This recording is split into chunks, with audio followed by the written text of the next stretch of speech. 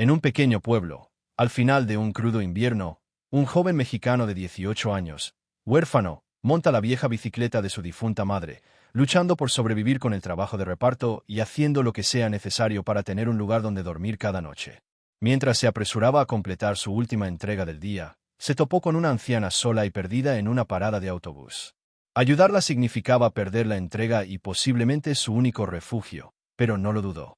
La pedaleó hasta casa. Lo que no sabía es que era multimillonaria y que lo que sucedería después cambiaría su vida para siempre. El viento había empezado a ser más frío esa noche, de esos que te azotaban las orejas y te resbalaban suavemente por la nuca incluso con el abrigo botonado hasta arriba. A las afueras de un pueblo tranquilo a principios de invierno, donde el sol se ponía temprano tras los árboles ralos y las farolas parpadeaban con un pulso lento, la vieja parada de autobús se encontraba abandonada al final de una acera agrietada. La gente pasaba como siempre, algunos con bolsas de la compra apretadas en las muñecas, otros con la mirada fija en el teléfono, otros simplemente corriendo a casa antes de que oscureciera por completo. Pero nadie la miró. La anciana estaba sola, envuelta en un abrigo de lana beige que había visto mejores décadas, su cabello plateado asomando por un nogal que antes era blanco, sus pequeñas manos agarrando un bolso de cuero andrajoso mientras se giraba para mirar cada coche que pasaba, esperando que fuera el que esperaba. Su boca se movía, murmurando algo sobre la ruta número 12, sobre una calle que no encajaba con nada de por allí, y cada pocos momentos daba un paso hacia la acera, solo para retroceder arrastrando los pies mientras la confusión nublaba su rostro. No muy lejos de ella, un joven llamado Luis Miguel, el cantante, se había detenido a beber de una botella de agua metálica abollada. Apenas tenía 18 años, con una figura enjuta por el tiempo y el hambre. Llevaba una chaqueta con capucha descolorida por demasiados inviernos y un par de zapatos que se mantenían unidos más por costumbre que por artesanía. Su vieja bicicleta estaba apoyada en el banco detrás de él, con cadenas oxidadas, pedales chirriantes y un portaequipajes trasero destartalado que parecía a punto de caerse si se le daba un empujón fuerte. Había pertenecido a su madre, y tras su fallecimiento se convirtió en su único medio de vida, recorriendo el pueblo a toda velocidad, repartiendo paquetes, víveres, medicinas, cualquier cosa que la gente necesitara. El sueldo apenas le alcanzaba para sobrevivir, pero Luis Miguel trabajaba con silenciosa urgencia esa noche. Tenía una última entrega que hacer antes de que el reloj diera las 8, un último recado, y si lo completaba, tendría justo lo suficiente para pagar el alquiler de la semana. Si no, el casero le había dejado claro que la llave ya no encajaría en la cerradura a la mañana siguiente. Luis Miguel se ajustó la correa de la bolsa de reparto sobre el pecho, listo para salir cuando sus ojos captaron el movimiento de la anciana cerca de la parada. Algo en su quietud lo impactó, no como alguien esperando, sino como alguien perdido. Ella se giró de nuevo, miró a su alrededor y luego se miró los pies, como si incluso ellos se hubieran vuelto desconocidos. Murmuró algo, dio medio paso adelante y se detuvo. Luis Miguel dudó, el peso del reloj tic-tac cada vez más fuerte en su pecho. Los minutos importaban ahora, y la diferencia entre mantenerse caliente y estar en la calle estaba a un solo envío de distancia. Pero entonces el viento cambió y le trajo su voz, débil, temblorosa, pero inequívocamente asustada. Calle de los Sauces. O tal vez era Jardín. ¿Era el autobús 12? Sus palabras se desplomaron como hojas sueltas y nadie más pareció oírlas. Sin entender muy bien por qué, Luis Miguel se acercó, empujando su bicicleta a su lado. Disculpe, señora, dijo en voz baja, sin querer sobresaltarla. ¿Está bien? Ella parpadeó, insegura como alguien podría mirar un recuerdo lejano. Estaba tratando de llegar a casa, dijo con voz ligera y errática. Pero creo que perdí el autobús. O tal vez me perdí a mí. Su risa fue pequeña y frágil, como un cristal que amenaza con romperse. Luis Miguel asintió lentamente. ¿Dónde vive? Tal vez pueda ayudarle a llegar. Bajó la vista hacia su bolso y luego rebuscó en el sin rumbo. Sacó un pañuelo, un pintalabios sin tapa, monedas, botones. Un traslado en autobús de hacía 2 días, pero sin dirección. A Luis Miguel se le encogió un poco el corazón. Entonces algo le llamó la atención. Una delicada cadena de plata alrededor de su cuello, y en su extremo, un pequeño colgante ovalado apoyado en su abrigo. Se acercó más, entrecerrando los ojos. Allí, grabadas en elegante cursiva en el reverso del dije, estaban las palabras Evelyn Rosas, 48 Colina de Robles, lado norte. Se quedó sin aliento. Colina de Robles. Conocía la zona más allá de las afueras del pueblo, a casi 2 horas en bicicleta, y la mayor parte cuesta arriba. Por un instante, Luis Miguel volvió a pensar en el reloj. Perdería la entrega. Perdería su habitación. Dormiría con frío esa noche. Pero al mirar a Evelyn a los ojos, suaves y nublados por la edad, y ver la confianza infantil que comenzaba a formarse simplemente porque se había detenido a preguntar, supo que no podía irse. Algunas decisiones pesan más que otras, aunque no tengan sentido sobre el papel. Forzó una sonrisa. Eso es un poco lejos, pero creo que podemos lograrlo. Él, dijo con dulzura, ayudándola a subir al portaequipajes trasero de su bicicleta. Ató su bufanda de repuesto alrededor del sillín y le echó la chaqueta sobre los hombros. Agárrate fuerte. De acuerdo. Iremos despacio. Ella rió entre dientes, aturdida pero agradecida, y dijo, ¿me recuerdas a alguien? A mi nieto. Solía usar zapatos como esos, siempre desgastados, siempre orgulloso. Luis Miguel no la corrigió. Solo asintió y comenzó a pedalear, despacio al principio, luego con más ritmo al dejar atrás las luces del pueblo. El cielo se volvió lavanda, luego gris y luego aún más oscuro. El camino se inclinaba, serpenteaba y se extendía interminablemente, pero Luis Miguel siguió adelante. Cada vuelta del pedal resonaba con un sentido de propósito. Detrás de él, Evelyn tarareaba una melodía, a veces apagándose, a veces deteniéndose para preguntar dónde estaban, y luego olvidando la respuesta. Minutos después, respondía cada vez como si fuera nuevo. Nos estamos acercando, no te preocupes. Justo al otro lado de la siguiente colina. El viento arreció y las farolas se vieron más escasas, pero mantuvo la vista al frente. Pasaron campos dormidos bajo la escarcha, cruzaron puentes iluminados solo por la luz de la luna y se detuvieron una vez para que Evelyn recuperara el aliento. Él le compró una taza de té caliente en una gasolinera de carretera con el último peso que le quedaba en el bolsillo, y ella insistió en que tomara el primer sorbo. «Lo necesitas más», dijo con una tierna severidad que le recordó a su madre. Cuando finalmente apareció la verja del 48 de Colina de Robles, encalada con pintura desconchada y hiedra enroscándose en los barrotes de hierro, eran casi las 9:30 de la noche. A Luis Miguel le dolían las piernas, tenía las manos entumecidas, pero exhaló aliviado. Llamó una vez, luego otra, y momentos después un hombre mayor en bata abrió la puerta, su expresión transformándose del pánico en incredulidad cuando vio a la mujer detrás de Luis Miguel. «S.R.A. Evelyn. Oh, Dios mío, ¿dónde ha estado? Hemos estado llamando a hospitales». Evelyn miró a su alrededor y volvió a parpadear. «Sale camina. Joaquín Levado, supongo». Le sonrió a Luis Miguel. El hombre le dio las gracias efusivamente, con la voz temblorosa. «Por favor, pase adentro. Caliéntese, coma algo. Déjenos llevarlo de regreso». Pero Luis Miguel negó con la cabeza, cansado pero contento. No hacía falta. Debería volver antes de que hiciera más frío. Garabateó su número en un recibo roto y se lo entregó. «Por si alguna vez necesitas ayuda». Y dicho esto, volvió a subirse a la bici y se adentró en la oscuridad, sin saber que su habitación estaría cerrada con llave y que su cama sería reemplazada por el suelo de un trastero, pero también sin saber que algo mucho más significativo acababa de empezar. Para cuando Luis Miguel llegó de nuevo a las afueras del pueblo, las farolas se habían apagado y el calor del té de la gasolinera hacía tiempo que se había desvanecido de sus manos. Tenía los nudillos rígidos, y cada bache del camino le resonaba en el manillar y se le clavaba en los huesos, pero no se quejó. El viaje de vuelta fue más tranquilo, más solitario de alguna manera, sin la suave voz a sus espaldas ni el pequeño y familiar peso de alguien que confiaba en que seguiría pedaleando. El viento había arreciado para entonces, silbando entre los árboles desnudos y trayendo consigo los primeros aromas a humo de leña del invierno, metal frío y algo amargo que siempre parecía flotar en el aire. Después de las 9, Luis Miguel recorrió la última manzana hasta su pensión, una estrecha casa de 2 plantas con la pintura descascarada y una luz en el porche que nunca funcionaba. Aparcó la bici, subió los escalones sin hacer ruido y metió la mano en el bolsillo buscando la llave, solo para encontrar un hueco vacío. Al principio pensó que simplemente había metido la mano en el bolsillo equivocado, pero después de revisar cada rincón, cada bolsillo, cada costura de su chaqueta y vaqueros, el dolor se hizo dolorosamente evidente. La llave había desaparecido. Llamó suavemente a la puerta, esperando que el casero aún estuviera despierto, pero no se encendió ninguna luz. Volvió a llamar, luego más fuerte. Nada. Cuando probó el pomo, no se movió. Entonces, como para confirmar lo inevitable, miró hacia abajo y vio el pequeño paquete con sus pertenencias.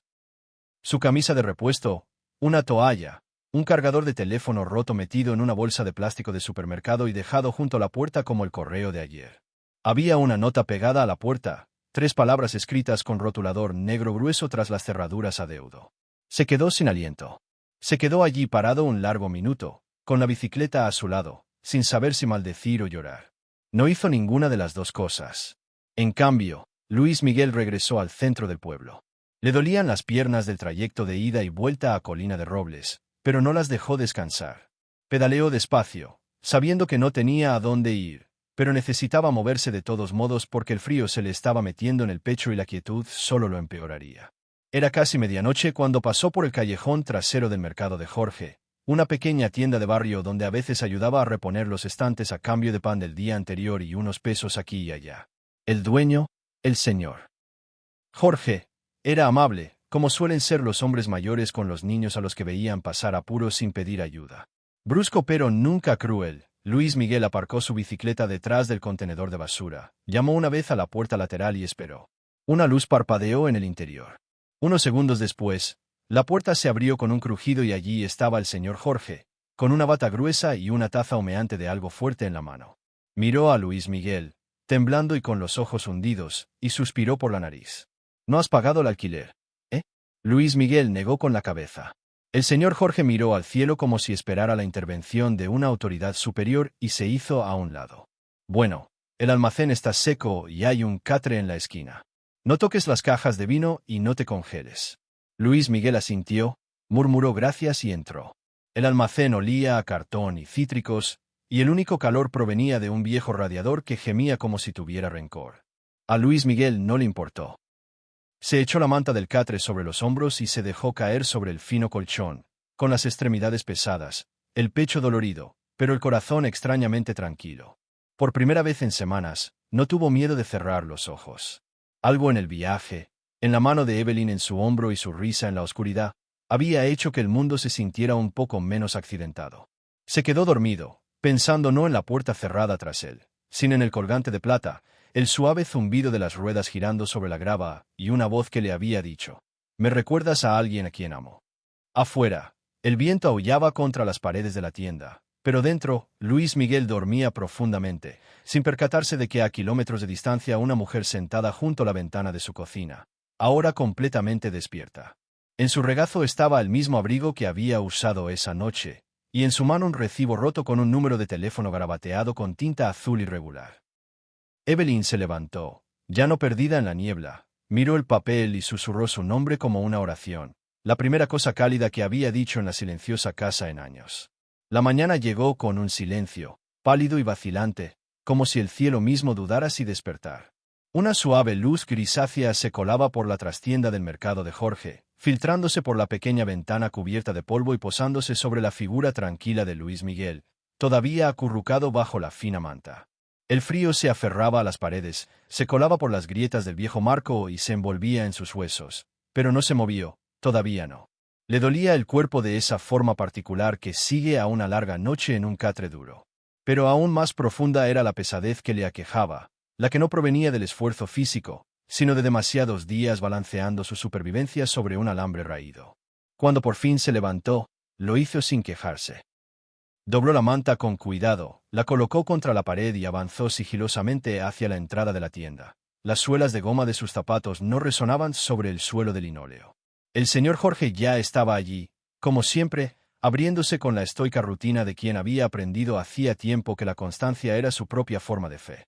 Gruñó al ver a Luis Miguel y le acercó un plátano y medio de café caliente. Sin palabras, solo un silencioso reconocimiento, de esos que significan más que una simple conversación. Luis Miguel tomó el plátano con un silencioso agradecimiento, lo peló lentamente y se quedó de pie junto a la ventana, observando cómo el pueblo se ponía en movimiento.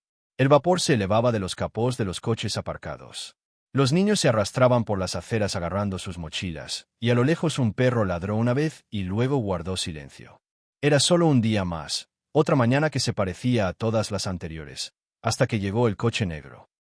Era el tipo de coche que no encajaba en estas calles, demasiado pulido, demasiado silencioso, deslizándose hasta la acera como si respondiera a una llamada.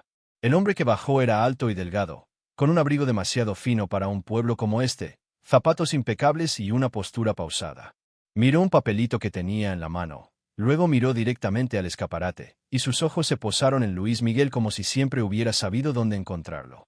Cuando sonó la campanilla de la puerta y el hombre entró, la habitación pareció encogerse a su alrededor. «Disculpe», dijo con voz suave pero con un peso en el fondo. «Busco a alguien llamado Luis Miguel».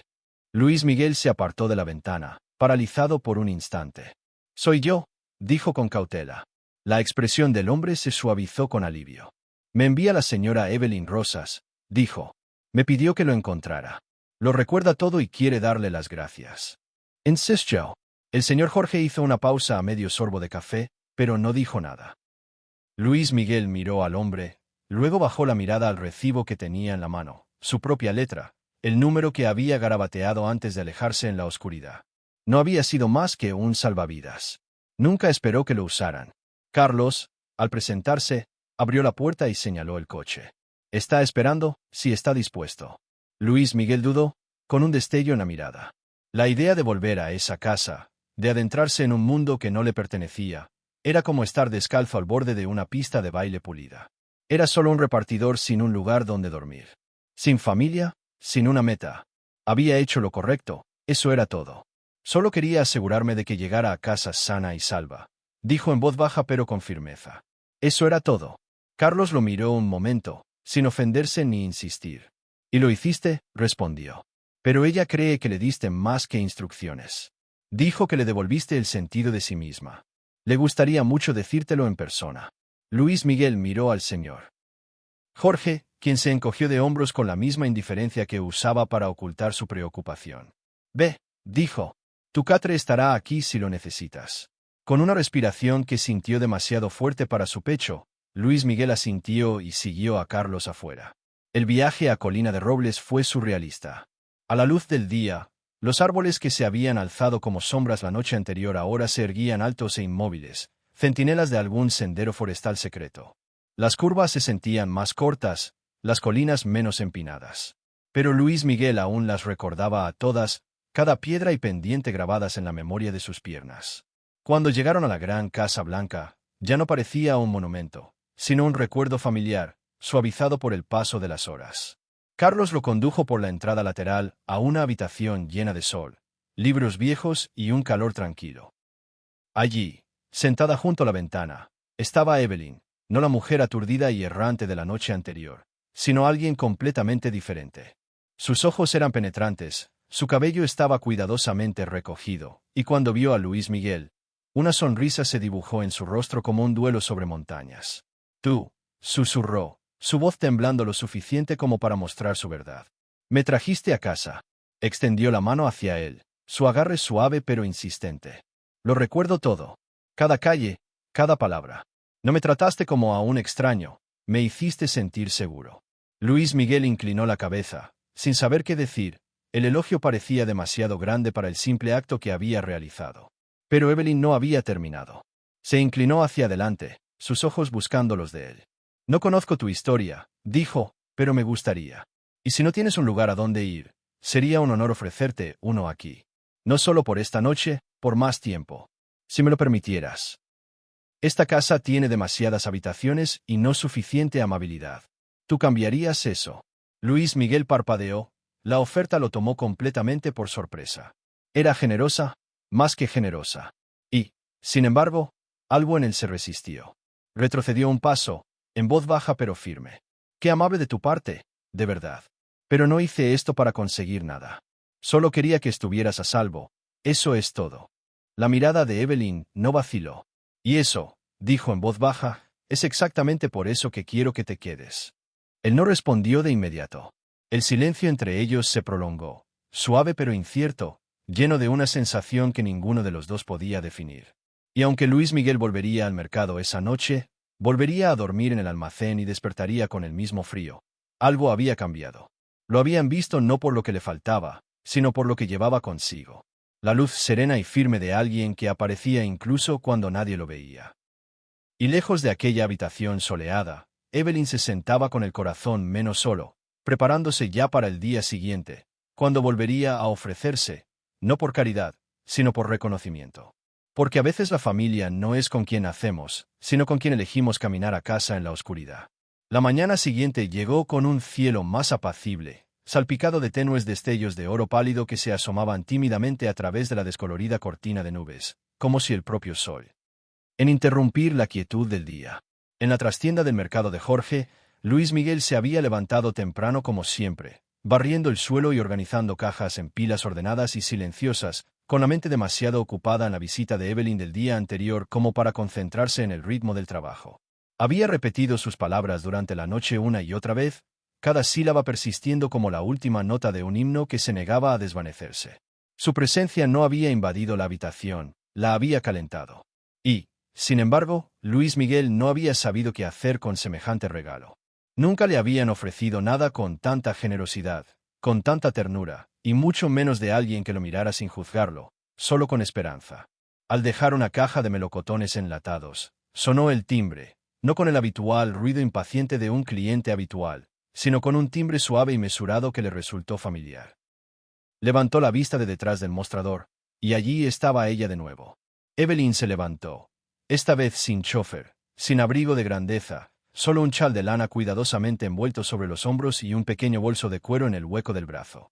Su expresión era amable, sus ojos ya lo buscaban por la habitación, como si supiera exactamente dónde estaría. Luis Miguel se enderezó instintivamente, secándose las manos inconscientemente en los vaqueros mientras avanzaba. Ella sonrió y caminó hacia él, no con la autoridad de alguien acostumbrado a dominar el espacio, sino con la amabilidad de quien había decidido compartirlo. «Espero que no te importe que vuelva», dijo en voz baja, con una voz más cálida que la luz de la mañana. «He estado pensando en ti toda la noche». Hizo una pausa y añadió, «Supongo que suena extraño, pero lo digo con cariño». Luis Miguel asintió, aún sin confiar en su voz. Ella miró alrededor de la tienda y se inclinó un poco más, como si lo que iba a decir perteneciera solo al aire que los separaba. «He vivido en esa casa tan grande durante muchísimo tiempo», empezó, y nunca se había sentido tan silenciosa como esta mañana. Ni siquiera después de que falleciera mi marido. Ni siquiera después de mi nieto. Su voz se fue apagando y luego respiró hondo. «Me recuerdas a él, ¿sabes? Su amabilidad, su mirada, la forma en que siempre escuchaba más de lo que hablaba. Y cuando me ayudaste esa noche sin preguntar, sin esperar nada a cambio, algo en mí despertó. Algo que llevaba años dormido bajó la mirada. Las yemas de los dedos se curvaron ligeramente contra el borde del mostrador. Evelyn metió la mano en su bolso y sacó un papel doblado, escrito a mano, con líneas de tinta ligeramente temblorosas sobre papel grueso. «Esto no es un contrato», dijo. «No es un trato ni un acuerdo. Es simplemente una invitación. Tengo una casa con demasiadas habitaciones y muy pocas razones para mantenerlas cerradas. Me gustaría que te quedaras. Solo hasta que encuentres tu equilibrio, sin ataduras, solo apoyo». Luis Miguel abrió la nota lentamente. Era una oferta para quedarse en la finca, un modesto estipendio mensual, y escrito debajo, en letra más suave, una promesa. «Encontraremos la manera de que regreses a la escuela si aún lo deseas». No habló durante un largo rato. El mundo fuera de la ventana se movía como si estuviera en almíbar.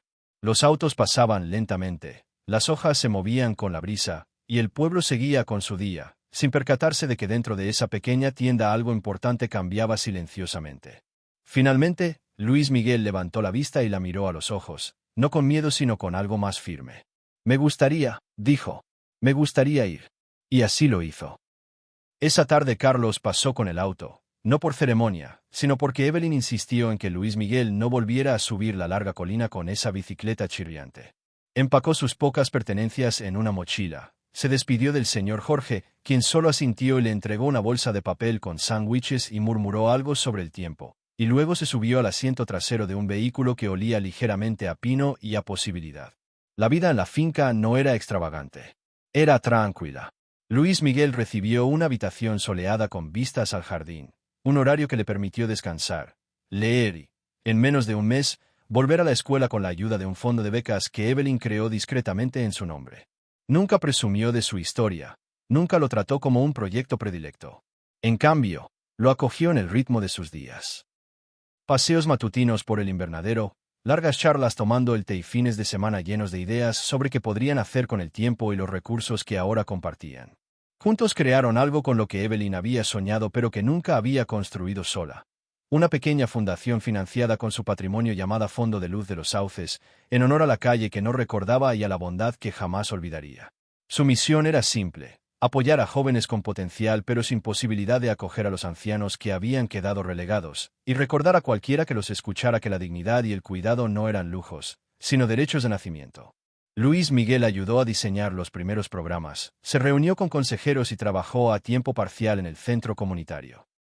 La fundación se renovó. De vez en cuando, todavía iba al pueblo en su vieja bicicleta, no por obligación, sino porque le recordaba dónde había empezado y en que podía crecer un pequeño gesto de bondad cuando se ofrecía sin esperar nada a cambio. Y cada vez que pasaba por la antigua parada de autobús donde todo empezó, aminoraba un poco la marcha, alzaba la vista al cielo y sonreía. Porque a veces no encuentras tu hogar, él te encuentra a ti. Y a veces, para cambiar el rumbo de una vida, basta con estar dispuesto a detenerse, a ver a alguien con claridad y a ir un poco más lejos de lo planeado.